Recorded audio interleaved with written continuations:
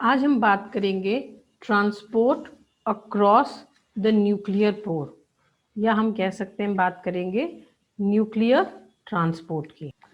Nuclear transport, तो nucleus में transport कैसे होता है? अभी हमने देखा था न्यूक्लियर मेम्ब्रेन का डायग्राम।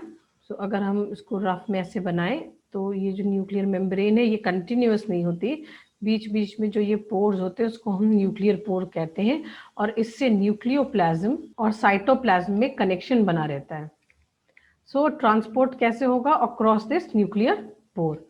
अब क्यों ट्रांसपोर्ट की जरूरत होती है? क्योंकि न्यूक्लियस में हमें पता है डीएनए होता है, और डीएनए से मैसेंजर आरएनए बनता है। मैसेंजर आरएनए को राइबोसोम्स पे जाना होता है जहां पे प्रोटीन सिंथेसिस होती है।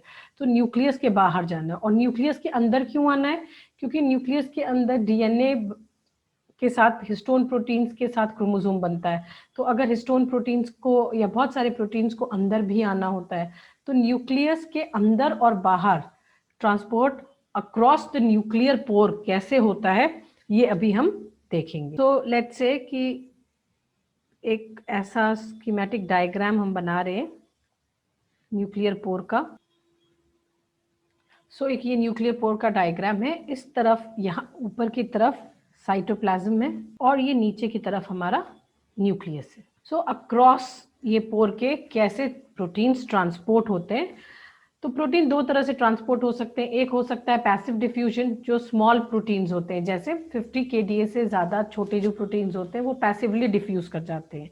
पर जो बड़े प्रोटीन्स होते हैं उनका एक्टिव डिफ्यूजन होता है या उनका एक्टिव ट्रांसपोर्ट होता है।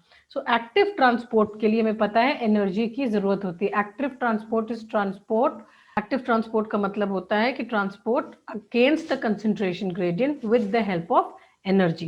दो तरह के ट्रांसपोर्ट हो सकते हैं। पैसिव ट्रांसपोर्ट हो सकता है जो छोटे मॉलिक्यूल का होता है, या एक्टिव ट्रांसपोर्ट होता है जैसे बड़े प्रोटीन्स, हिस्टोन प्रोटीन्स हुए, उनका हो सकता है।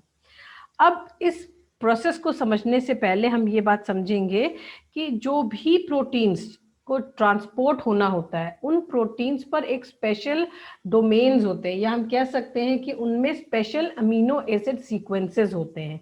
अगर ये कोई प्रोटीन है जिसको कि अंदर या बाहर दोनों ही तरफ ट्रांसपोर्ट होना है, तो इसके कुछ स्पेशल बाइंडिंग साइट्स होंगी, या हम कहेंगे स्पेशल अमीनो एसिड सीक्वेंसेस होते हैं। तो जो कैसे काम करते हैं, या तो वो न्यूक्लियर एक्सपोर्ट सिग्नल और या न्यूक्लियर लोकलाइजन सिग्नल, ये दो तरह के स्पेसिफिक अमीनो एसिड के सीक्वेंसेस होते हैं। न्यूक्लियर एक्सपोर्ट सिग्नल, जाहिर सी बात है कि ये एक्सपोर्ट प्रोटीन्स पे होंगे, जो प्रोटीन्स एक्सपोर्ट हो रहे हो, न्यूक्लियस से बाहर जा रहे हो। और न्यूक्लियर लोकलाइजेशन सिग्नल, जो न्यूक्लियस के अंदर इंपोर्ट हो रहे हैं। तो ये अमीनो एसिड सीक्वेंसेस इन प्रोटीन्स पे होते हैं।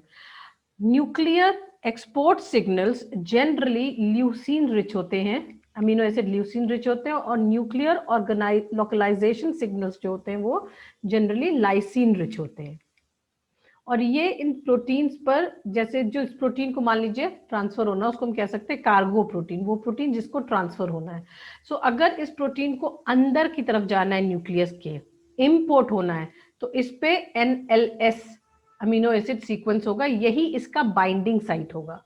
और अगर इसको एक्सपोर्ट होना होगा तो इस पर न्यूक्लियर एक्सपोर्ट सिग्नल, मतलब अमीनो एसिड का एक स्पेसिफिक सीक्वेंस होगा। अब इस ट्रांसपोर्ट में एक और बहुत इंपॉर्टेंट मॉलिक्यूल होता है जिसको हम कहते हैं रैन प्रोटीन। रैन एक मोनोमेरिक प्रोटीन है, कह सकते हैं मोनोमेरिक न्यूक्लियर GTPases है। रैन प्रोटीन बहुत इंपॉर्टेंट होता है। रैन GTP के साथ भी बाइंड कर सकता है और रैन GDP के साथ भी बाइंड करता है। इसकी बाइंडिंग डिसाइड करती है कि ट्रांसपोर्ट कैसे होगा।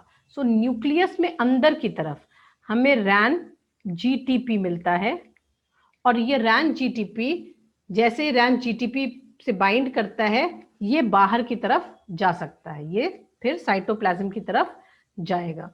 और जैसे ही साइटोप्लाज्म में जाता है, ये GTP का हाइड्रोलिसिस हो जाता है, और अब ये GDP प्लस फॉस्फेट बनता है।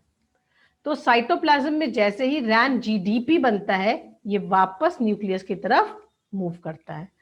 इसी इंटरकन्वर्जन से न्यूक्लियर ट्रांसपोर्ट होता है। ये बहुत इंपॉर्टेंट एस्पेक्ट है। तो रैन जीटीपी न्यूक्लियस से बाहर की तरफ जाएगा और रैन जीडीपी या हाइड्रोलाइज्ड रैन न्यूक्लियस के अंदर की तरफ आएगा। इसके अलावा रैन के साथ ये भी एक बात है कि रैन डायरेक्टली कार्गो प्रोटीन से अटैच नहीं हो सकता है।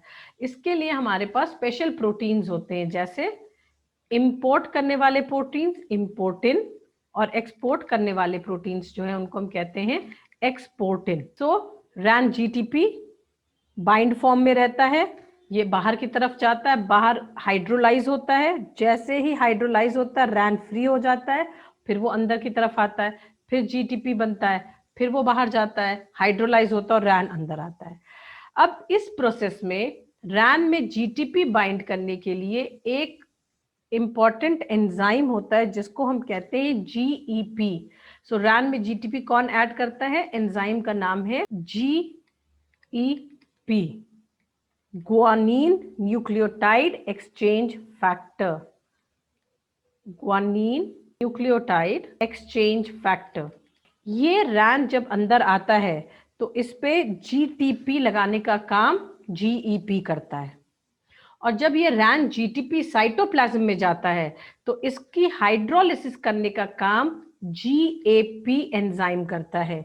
जीएपी का फुल फॉर्म है जीटीपीएस एक्टिवेटिंग प्रोटीन। ये जीटीपी की हाइड्रोलिसिस करता है। जीटीपीएस एक्टिवेटिंग प्रोटीन जीटीपी की हाइड्रोलिसिस कर देता है, तो हमको जीटीपी और फॉस्फेट मिलता है, रैन फ्री होता है, वो फिर अंदर आ जाता है। अंदर और बाहर आने के लिए हमारे पास एक्सपोर्टिन और इंपोर्टिन प्रोटीन होते हैं। क्यों होते हैं? क्योंकि रैन डायरेक्टली कार्गो से बाइंड नहीं कर सकता। तो मान लीजिए कि एक ये प्रोटीन है और इसको हम कह रहे हैं इंपोर्टिन। तो ये एक प्रोटीन है इंपोर्टिन, इसकी एक तरफ कार्गो बाइंड हो जाएगा। कार्गो वो प्रोटीन होता है जिसको हमको ट्रांसपोर्ट करना होता है, तो इसकी एक तरफ कार्गो बाइंड हो जाएगा। और क्योंकि ये इंपोर्ट हो रहा है तो इसमें कौन सा सीक्वेंस होगा? एनएलएस सीक्वेंस होगा, और ये एनएलएस सीक्वेंस ही इस इंपोर्टिन से इसको बाइंड कराएगा। तो जो एनएलएस सीक्वेंस होता है वो कार्गो का बाइंडिंग साइट होता है, जिससे वो इंपोर्टिन प्रोटीन से बाइंड होता है। उसके अलावा आप देख रहे हैं यहाँ पे एक और डोमेन फ्री है। यहाँ पे इंपोर्टिन में यहाँ पे क्या आएगा? रैन बाइंड करेगा, और इंपोर्टिन से रैन फ्री रैन बाइंड करता है। अगर इसमें रैन जीटीपी हम बाइंड कर देंगे तो ये कार्गो को इजेक्ट कर देगा। तो इंपोर्टिन यहाँ मैं लिख दूं, इंपोर्टिन में क्या क्या बाइंड है?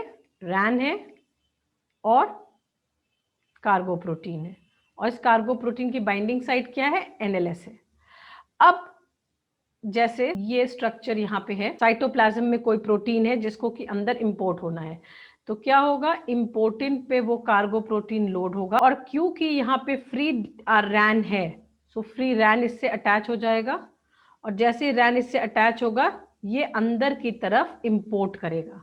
कहाँ पे? न्यूक्लियस के अंदर। जैसे ही ये न्यूक्लियस के अंदर आएगा जीईपी रैन के साथ जीटीपी ऐड कर देगा, क्योंकि न्यूक्लियस के अंदर जीईपी का काम ही यही होता है कि रैन में जीटीपी ऐड करता है।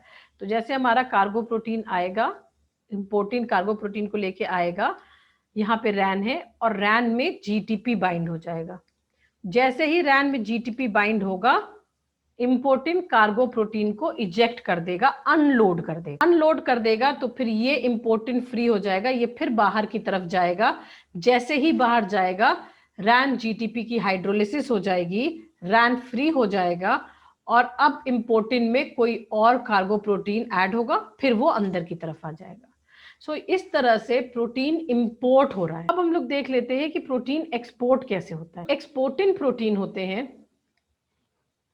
जो एक्सपोर्ट करते हैं, उसमें प्रोटीन के साथ या कार्गो जो उसका लोड होता है, कार्गो प्रोटीन जिसको कि हम बाहर भेजना चाह रहे हैं, एक्सपोर्ट करना चाह रहे हैं, उसमें कौन सा सीक्वेंस होता है? एनईएस सीक्वेंस, और उसी एनईएस सीक्वेंस से ये एक्सपोर्टिन मॉलिक्यूल से बाइंड करता है। इसके साथ यहाँ पे किससे बाइंड हो सकता है? ये रैन जीटीपी से बाइंड होगा, और इस जैसे ही ये रैन जीटीपी से बाइंड करेगा ये एक्सपोर्टिन मॉलिक्यूल बाहर की तरफ जाएगा, बाहर जाते ही जीटीपी की हाइड्रोलिसिस हो जाएगी, हाइड्रोलिसिस हो जाएगी तो एक्सपोर्टिन फ्री हो जाएगा, वो फिर अंदर आएगा, फिर उसमें जीटीपी बाइंड करेगा, फिर वो ऊपर जाएगा और अपने कार्गो को रिलीज करेगा। इस तरह से इंपोर्ट और एक्सपोर्ट होता है।